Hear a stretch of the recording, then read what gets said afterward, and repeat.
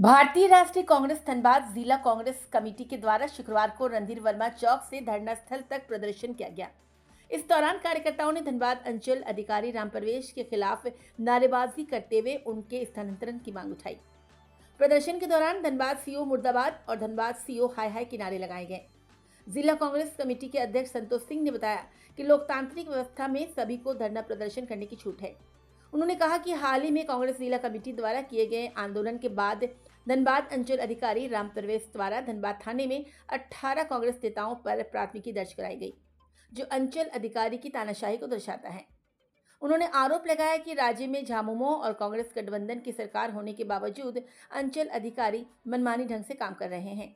संतोष सिंह ने कहा कि लगातार आम लोगों से शिकायत मिल रही है कि धनबाद अंचल अधिकारी रिश्वत लेकर काम कर रहे हैं। उन्होंने मांग की है कि वर्तमान अंचल अधिकारी का अविलंब स्थानांतरित किया जाए और उनके कार्यों की जांच कराई जाए।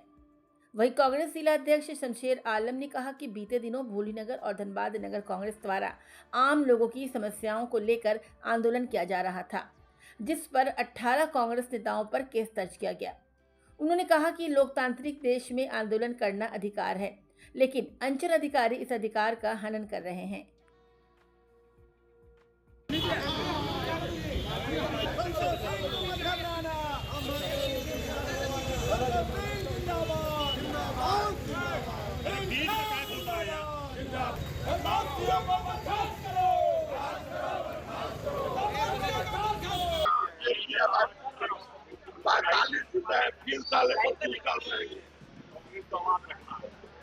लेकिन ज्यादा नहीं देना है। शुरू करें।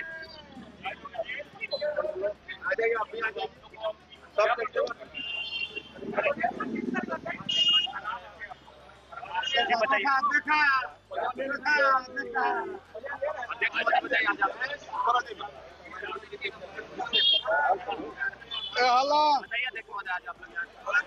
देखिए, अभी आज पिछले दिनों के जो घटनाक्रम हुआ, धनबाद के सीओ ने हमारे 18 कांग्रेस के नेताओं पर गैर कानूनी ढंग से प्राथमिकी दर्ज करा दी है। लोकतंत्र में किसी को भी धरना प्रदर्शन करने का अधिकार और छूट है, लेकिन धनबाद का सीओ संविधान के तहत नहीं चलना चाहते। वो हमारी आवाज को दबाना चाहते हैं।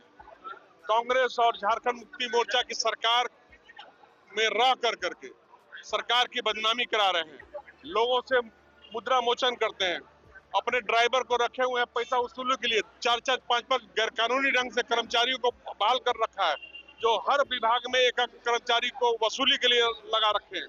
ये लगातार धनबाद जिला के तमाम आम नागरिकों के द्वारा लगातार सूचनाएं मिल रही थी कि धनबाद अंचल कार्यालय भ्रष्टाचार का अड्डा बन गया है।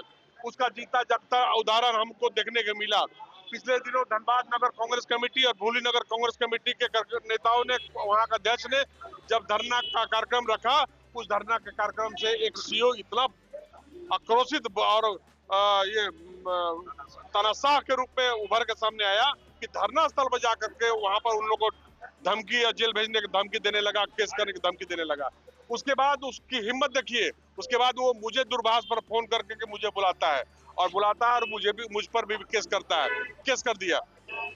हम कहना चाहते हैं कि सीओ एक मामूली हमारा इस राज्य सरकार का कर्मचारी है, उसकी हैसियत इतनी कैसे बढ़ गई कि हम कांग्रेस के जिला अध्यक्ष सहित तमाम वरिष्ठ नेताओं पर एफआईआर दर्ज कराने का काम किया।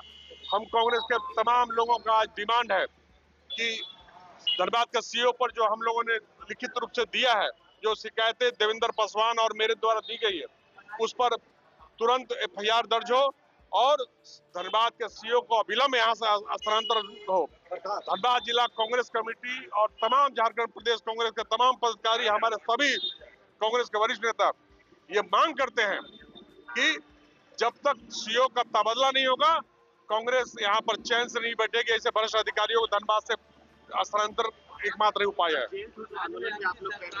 अभी हम लोग जाएंगे, शांतिपूर्ण ढंग से जाएंगे थाना प्रभारी से, जो हम लोगों ने आवेदन दिया है उस पर हमारे आवेदन पर क्या कार्रवाई हुई, हमारे कांग्रेस के वर्कर देवेंद्र पासवान के आवेदन पर क्या कार्रवाई हुई, इस संबंध में हम बात करेंगे। तो रही बात कि जेल भरने की, अभी लगातार हमारे कांग्रेस के नेताओं के द्वारा इस पर अभी संयम से काम करने का आश्वासन मिल रहा है कि आप लोग संयम से काम कर रहे हैं। और चूंकि हमारे सभी मंत्री झारखंड सरकार में जो कांग्रेस के मंत्री हैं, आज उनका बयान भी हमारा देखा होगा, वित्त मंत्री, संसदीय कार्य मंत्री हैं राधा कृष्ण किशोर जी, वो स्पष्ट रूप से तीनों सीओ के तनाशाही पर खुलकर जमकर उन्होंने विरोध दर्ज कराया है। और उन तमाम हमारे मंत्रियों का, हमारे वरिष्ठ नेताओं का, हमारे प्रदेश अध्यक्ष जी का भी फोन आया था कि जेल भरो अभियान को रोकने के लिए। हमने कहा कि हम जेल भरो अभियान तो आपके आग्रह पर रोकेंगे, लेकिन एक बार प्रशासन के अधिकारियों से मिलकर बात करना चाहेंगे कि जो हमारा आवेदन था, हमारा आवेदन पर अभी तक एफआईआर क्यों नहीं हुई। रात को 11 बजे सीओ जाता है थाना में, 11 बज के चंद मिनटों में उसका एफआईआर दर्ज हो जाता है और कांग्रेस का जिला अध्यक्ष का बयान लिखित प्रतिवेदन देने के बाद भी, रिसीविंग लेने के बाद भी एफआईआर दर्ज नहीं होता। आखिर क्या मामला है, ये हम जानना चाहेंगे जिला प्रशासन के अधिकारियों से। और हमको किसी भी वरिष्ठ अधिकारी से लड़ना होगा। कांग्रेस पार्टी के लोग कांग्रेस और अपने संगठन के लिए, जनता के हित के लिए हम ये लड़ाई जारी रखेंगे। और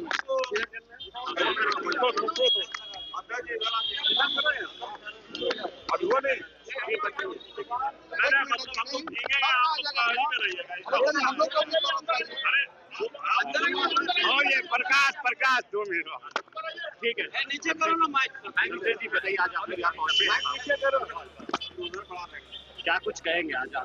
देखिए, आपको पता है, आपके माध्यम से भी लोगों को भी पता है इस चीज को कि परसों भोली नगर और धनबाद नगर कांग्रेस कमेटी के द्वारा आम जनों की हक और अधिकार के लिए धरना और प्रदर्शन दिया जा रहा था।